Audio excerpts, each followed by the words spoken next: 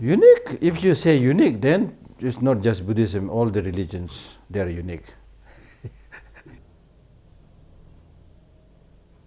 But one of the special kind of feature of Buddhism is that the teaching of love and compassion, they are grounded in not only in reality but deep philosophical study, that love is important because of this, compassion is important because of this.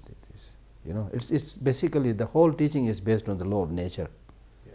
So it's basically saying, look, if you want to flourish and be happy, learn to live in accordance with the nature. If you try to act against the nature, you will be the one who will suffer.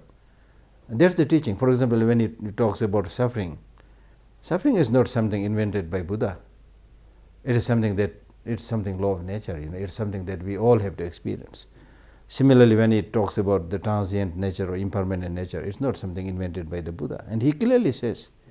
And similarly, interdependent origination, emptiness is a law of nature. So he is basically saying, look, these are the unavoidable features of existence. So you better accept it. And accordingly you live your life, you will be happy.